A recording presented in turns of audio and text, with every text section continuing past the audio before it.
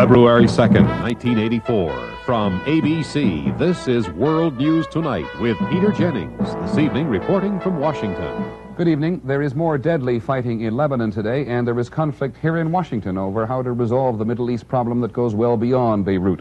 There was heavy fighting in and around Beirut today. The Lebanese army and Druze Muslims were using heavy artillery on each other. The Marines were not involved, but the presidential palace was a target, and windows in the U.S. ambassador's residence were shattered.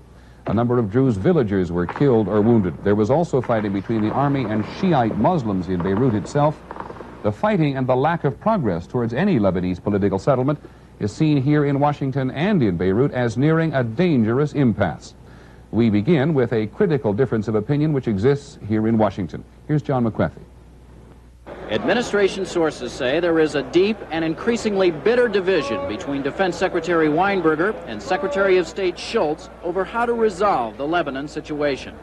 Sources throughout the government and within the diplomatic community here and abroad say that Shultz more and more is being viewed as the major impediment to progress. Sources say the French, Italian, and British governments, all members of the multinational peacekeeping force in Lebanon, are urging the U.S. to take two major steps. Steps that Weinberger supports and Shultz opposes. They are, first, the question of how much pressure the U.S. should exert on Lebanon's Christian president, Amin Gemayel, to force him to broaden religious and ethnic representation in his government. Diplomatic sources say without much more pressure, Gemayel will not act, and there can be no settlement of Lebanon's civil war. Weinberger favors a much tougher position of telling Gemayel to either rapidly broaden his government or the U.S. will withdraw the Marines. Shultz, sources say, believes Gemayel is acting as fast as he can. A second Weinberger-Shultz dispute centers upon the so-called May 17th agreement between Israel and Lebanon, the agreement which calls for the withdrawal of Israeli forces from Lebanon.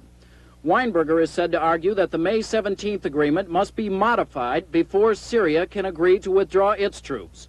Shultz, say U.S. government sources, has refused to even talk to Israel, believing that once a new Lebanese government is formed, it will ask for the modifications, thus making U.S. intervention unnecessary. Shultz and Weinberger also sharply disagree about what to do with the Marines while the diplomatic search for peace continues. There has been so little diplomatic progress, in fact, that many here at the Pentagon fear American Marines could be stuck in Lebanon indefinitely. John McWethy, ABC News, the Pentagon. This is Barry Dunsmore in Caracas, where Secretary Shultz is attending the inauguration of the new president of Venezuela, Dr. Jaime Lucenci. At a news conference this afternoon, Shultz was asked about claims in Washington that he was the principal stumbling block to getting the Marines out of Lebanon. The principal stumbling block to getting the Marines out of Lebanon are those people who seem to make it difficult to create stability in Lebanon. In Shultz's view, those people working against stability are the Syrians and their Druze and Shiite Muslim allies.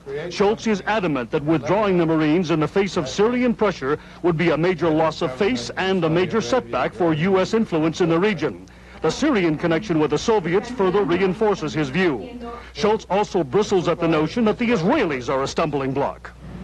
Israel is the one major country with forces in the region that has explicitly agreed to withdraw totally.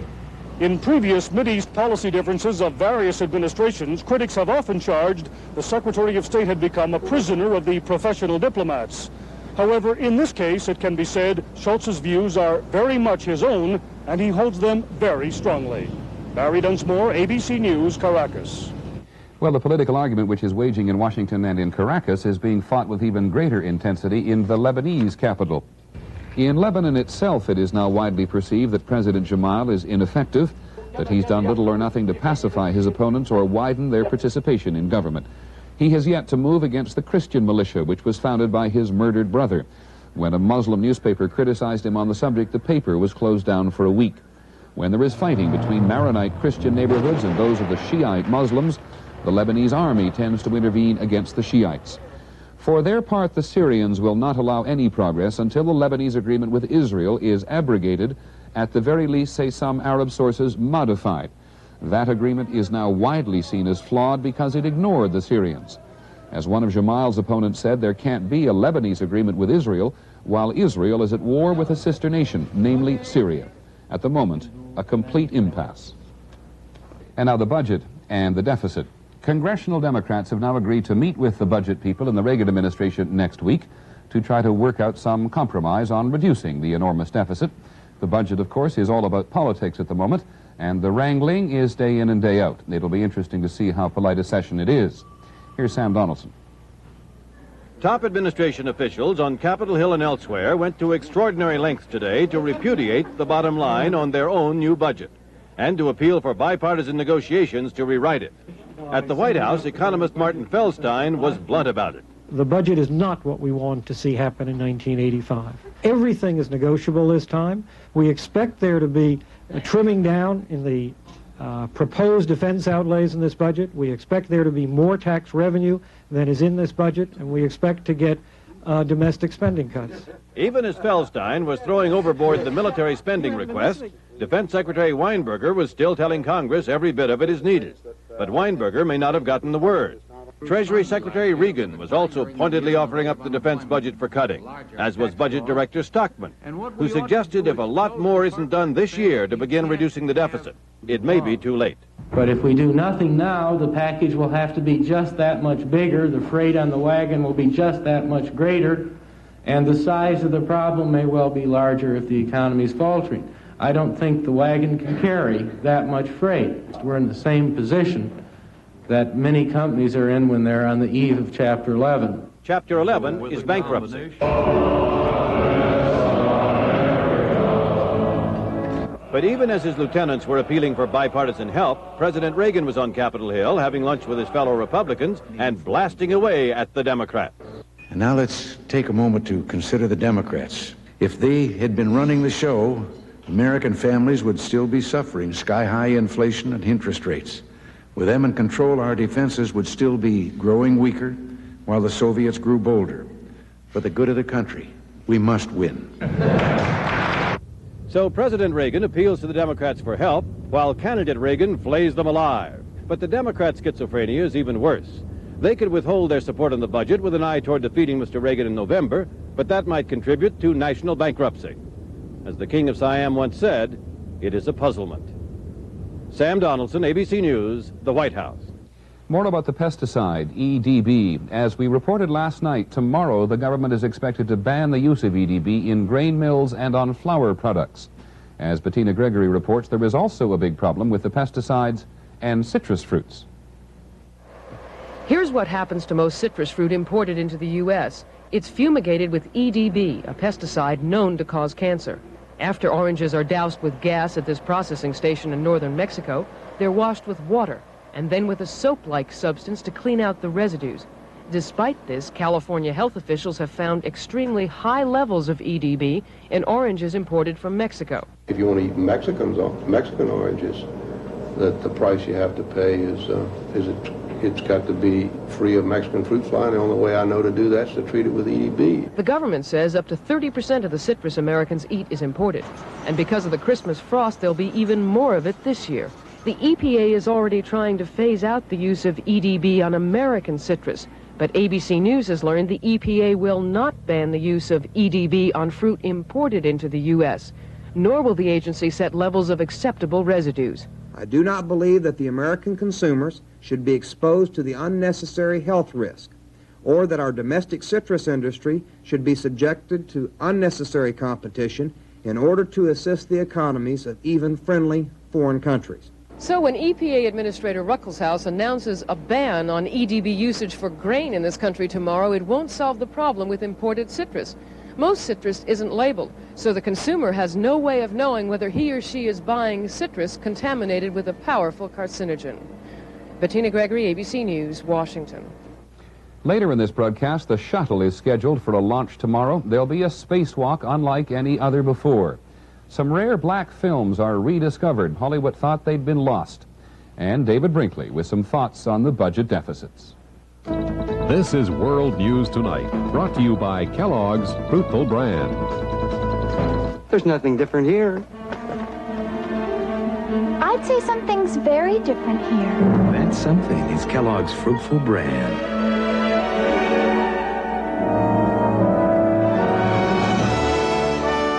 Fruitful Bran is a high-fiber cereal that's a feast of raisins, dates, apples, and golden honey.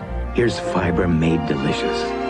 Discover new Kellogg's Fruitful Bran and make every brand new day more fruitful. There are lots of furnaces you can choose for your home. But for the most efficient energy, forget all but the gas furnaces. And to cut energy costs further, consider only the high-efficiency gas furnaces. Of those, only one has advanced pulse technology, the Lennox Pulse Furnace. No other furnace is more efficient. Take it from Dave Lennox. You can save a lot of gas with a Pulse. Attaboy, Dave! Today and tomorrow, gas gives you more for your money. This is Chinese New Year 4682, the year of the rat, which is the symbol of industry and prosperity. World News Tonight will continue. America, you're gonna win! Get the winning feeling. Help your hands to start healing. That's the winning feeling of Vaseline Intensive Care. When it comes to relieving dry skin, no leading lotion beats Vaseline Intensive Care Lotion. It helps heal work and weather-dried skin. You can't beat how it wins out over roughness. Get the winning feeling with Vaseline Intensive Care. Nothing beats the winning feeling. I love children. Anybody who's going to run a nursery school for 26 years had better. Lately, though, my arthritis... When plain patty cake gets to be painful, it's time for Anacin. Regular strength pain relievers stop at 650 milligrams, but Anacin gives you more medicine for temporary relief of minor arthritis pain. 800 milligrams. Arthritis isn't about to come between me and my children. Anacin. More medicine. The Senate today approved the most sweeping overhaul of criminal law in America's history. The bill would abolish parole and establish uniform sentences for federal crimes. And it limits the insanity defense, putting the burden of proof on defendants. Some sections are likely to prove controversial when the bill goes to the House. A dramatic decision today in a courtroom in Mobile, Alabama. A judge has sentenced a member of the Ku Klux Klan to death for the murder of a young black man. As Jay Shadler reports, the judge went beyond the recommendation of the jury. Dressed all in white, 23-year-old Henry Hayes came to court today expecting to be sentenced to life imprisonment for the murder of a black youth. But Circuit Judge Braxton Cottrell surprised Hayes and his attorney by refusing that jury recommendation and ordering Hayes to be electrocuted as the prosecution had requested. As a young man who was born and raised in the South, I'm just proud to be in this chair on this day when a white man has been sentenced to die for murdering a black. 3 years ago, Hayes and an accomplice snatched 19-year-old Michael Donald off a Baldwin County street. After slashing his throat, they hung the young black man from this tree with a hangman's noose. At the time of the murder, Alabama law required judges to abide by a jury's sentencing recommendations, and Judge Cottrell's ruling today might violate that old statute. But prosecutors hope it'll send a clear message to other Klansmen. Henry Hayes and the rest of the world now know that in Mobile, Alabama, all life is precious, and he who murders pays the highest price.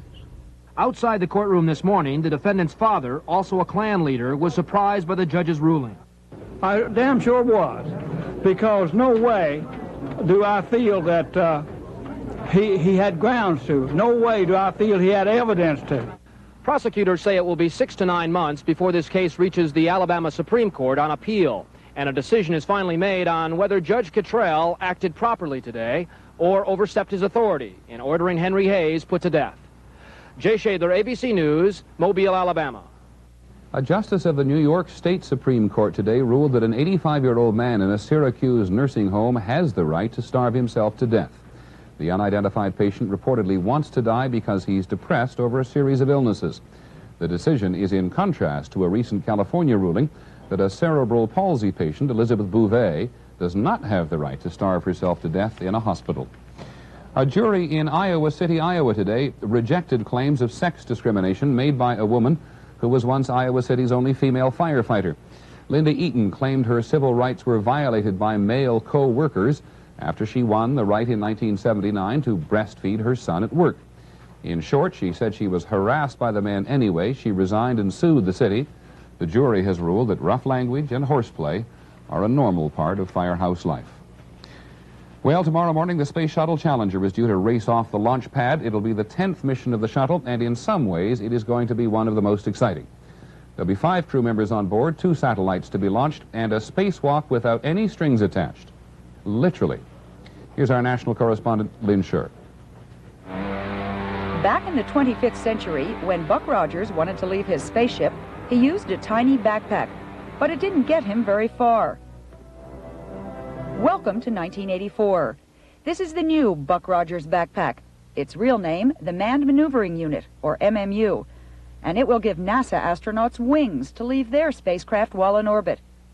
Developed by Martin Marietta Corporation for some $45 million, the MMU is a 300-pound aluminum backpack powered by 24 nitrogen-fueled thrusters.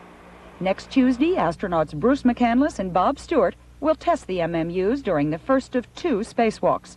The MMU was designed to fly in zero gravity. So, to test it out here on Earth, they've built this giant mechanical simulator, and its controls respond exactly the way those of the real MMU will in space.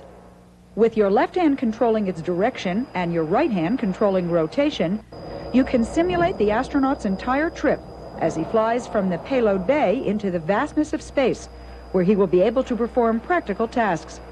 After flying it for an hour or so in the simulator, you understand why the astronauts tend to enjoy this part of their training.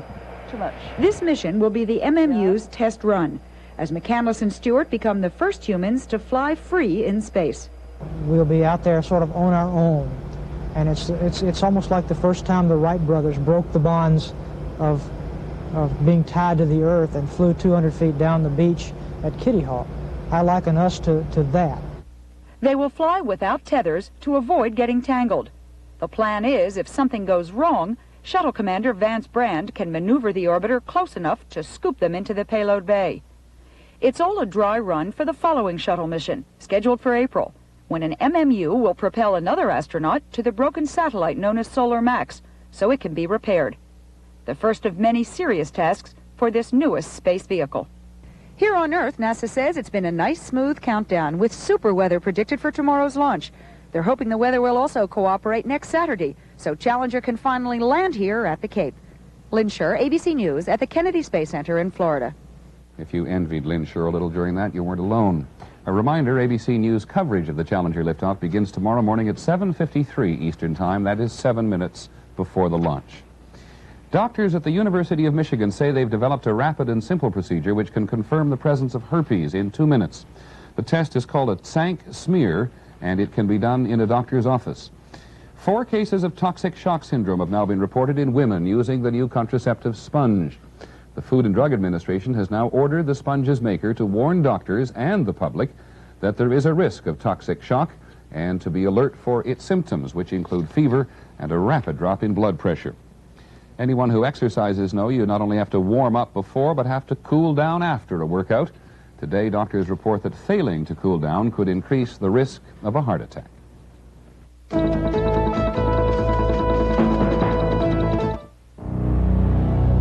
Most people who use Black & Decker power tools on weekends probably don't know why they keep on going strong year in, year out. But the pro who's got to cut through 2-inch angle iron with a Black & Decker chop saw, he knows why. He knows that like everything Black & Decker makes, this chop saw is built tough and reliable and strong. In other words, it's built like a Black & Decker. Great game. Let's dig in. Where's the A1 for hamburgers? Yeah, A1. Miss, A1 steak sauce, please. Imagine a great place like this and no A1. You need it to make steak burgers. Sure do. What is hamburger? Chopped ham? It's chopped steak. And A1 has herbs and spices created for steak. It makes hamburgers taste like steak burgers. I make steak burgers at home because they're juicy and tasty. Why settle for less when we eat out? Team, go for it. Miss, A1, please. A1 makes hamburgers taste like steak burgers. Ask for A1 at your favorite restaurant. Economic news today, another sign that Chrysler, which almost went bankrupt in 1979, is in better financial health. Chrysler today declared a dividend of 15 cents a share. That is its first common stock dividend in 5 years. Now here's our economics editor, Dan Kortz. And in today's other money matters, concern over where the dollar is heading and how fast. Is the steam about to go out of the almighty dollar? Since 1980, the value of the dollar on foreign currency exchanges has rocketed so high that economists estimate the dollar is now overvalued by 25%. But today, the dollar fell sharply for the second day in a row, and many traders expect the slide to continue. A gradual decline would be good news. It would make American exports cheaper and help close our record foreign trade gap. But a precipitous drop would spell trouble. A lot of the dollars owned by foreigners have been invested back here in the U.S., helping to finance business expansion and our big federal budget deficits. If foreigners start dumping their dollar securities, we won't have that help anymore, and the deficits will have an even more serious impact. Worries about those deficits hit stock prices again today, but the Dow Jones Industrial Average finally closed 1.5 points higher for its second small gain in 12 sessions. That's Money Matters for Thursday. I'm Dan Kortz.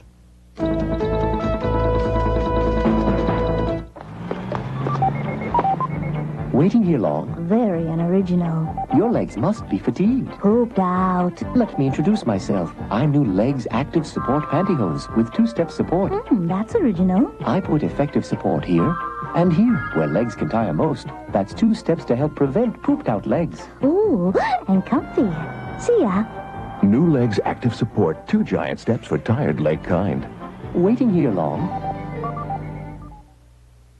New typewriter, Miss Tompkins. New typewriter, but I've got an IBM typewriter. You, Miss Tompkins, 8th floor? But I love my IBM. I depend on it. Ah, but this one's got pages of memory and it can be upgraded. But nothing else has the IBM Touch. Give somebody else that typewriter. But this is an IBM, a new electronic IBM typewriter. It takes an IBM typewriter to replace an IBM typewriter, the most preferred typewriter there is. Why didn't you say so in the first place? It is Thursday, and that means David Brinkley joins us for a couple of minutes. David, if we have heard it once, we have heard it 100 times already, the effect of the budget deficits on voting. A lot more talk than action on the subject, do you think? I would say altogether, yes. As we start this campaign, the famous $200 billion deficit is lying on the floor like a dead mouse on the living room carpet. Everybody steps over it carefully, hoping somebody else will get rid of it. But each party wants the other to do it. Neither one will do it because it doesn't want to take the political heat, and so it goes on. It threatens the recovery. It forces government to spend billions more in interest, money poorly spent because it buys nothing. It doesn't build a road. It doesn't fix a pothole. It does nothing for the poor or anyone else. But in Washington, there is simply paralysis. The president says he would like to work out something with House Speaker O'Neill, the senior Democrat in town, but O'Neill is afraid of walking into a trap, wants the president to say in public what he would like to cut before he'll even talk to him. Each party wants to blame the other. Each party wants to wait till after the election. Across this country, Washington is famous for its great skills in the art of buck passing. And, Peter, it is a fame that is well-deserved. And the unanswered question, David, is how it will affect the vote. I would say not that much. I would have thought. A group of rather conservative Republicans were arguing today that they would, perhaps for obvious reasons, rather be arguing on the president's program of school prayer, right to life, and social values than on the budget. We'll see. Well, I certainly don't want to argue about the budget because it looks bad. Thanks for joining us. We'll be back in just a moment.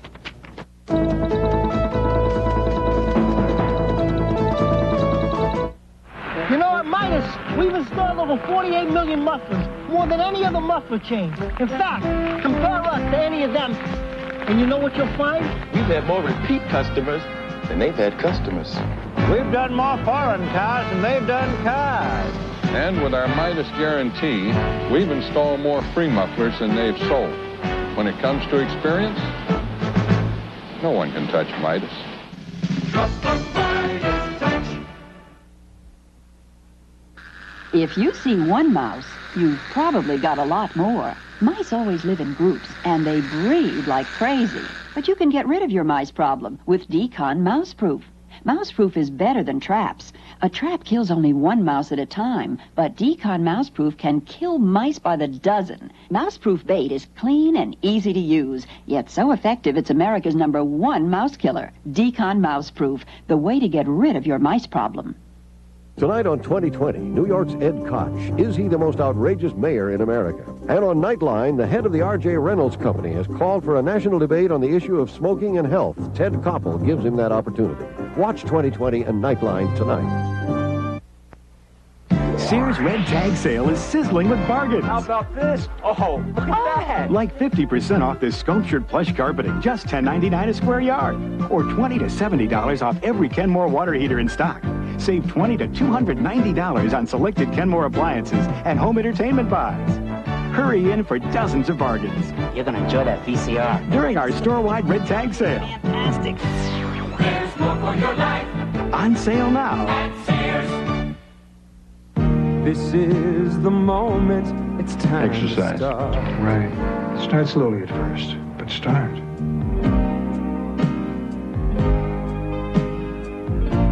You know you got to find your way. That new tomorrow starts today. This is the best of life. I've decided to start. You can do it, and we'd like to help. Visa.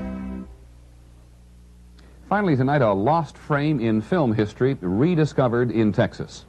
As ABC's Charles Murphy reports, film historians are jubilant over the find of some very special movies.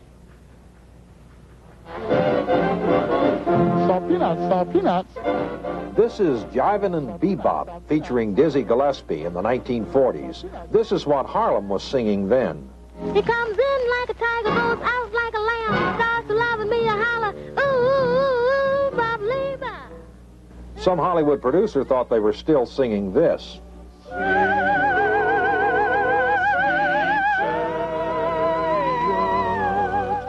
Both are so-called race movies from the 30s and 40s made for black audiences. You won't find any mention of them in Hollywood histories. They just disappeared. But beneath the campus of Southern Methodist University is an archive with 20 of these lost films, recently discovered in an old warehouse. They represent a lost page, not only of black cultural history, but also of the history of independent filmmaking. It may be something come out of this and be real historical, because normally we have no documentation on our history. Miracle in Harlem has an improbable plot, indistinguishable practically from all the other B-grade melodramas cranked out in Hollywood, except the actors here are black. Aunt Hattie is a sweet little old candy maker about to be squeezed out by Harlem's ruthless candy tycoon. There's also Steppen Fetchit. He plays a character named Swifty. What are you nervous about? I ain't exactly nervous. I just generally falls to pieces around polices.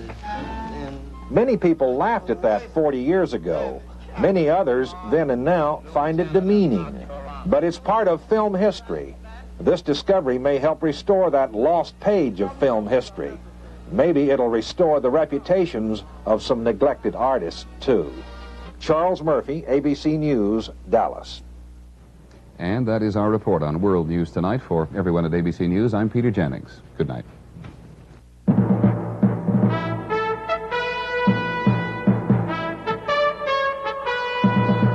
Tonight on Nightline with Ted Koppel, smoking and health. The head of a major tobacco company debates the issue tonight on Nightline.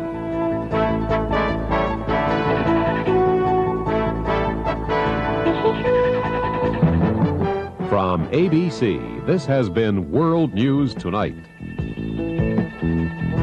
Tonight on 2020, Barbara Walters with New York's outspoken Ed Koch. Is he the most outrageous mayor in America? I tell people exactly what I think. And Geraldo Rivera investigates the death of Jerry Lee Lewis's last wife. I've never heard a woman in my life. Watch 2020 tonight. Tonight, Channel 2 Night Owl Theater presents Mrs. Miniver, starring Greer Garson and Walter Pidgeon. Vince, remember, Miss Belden is a guest, you know. Do you have any manners at all? Manners everything, aren't they? A humble working man is denied the reward of its artistry to gratify the overweening vanity of an aristocrat. Be quiet, then. This is no concern of yours. I beg to differ, Father. I'm concerned for a fellow man, for his dignity, and the indignity that's heaped upon him. Night Owl Theater tonight at 11:30 on Channel 2. You're invited to the 6th Annual Hodag Country Music Festival with Razzie Bailey, Jim Ed Brown, Tamara Comstock, John Connolly, Leon Everett, Janie Fricke, Jana Jay, Reba McEntire,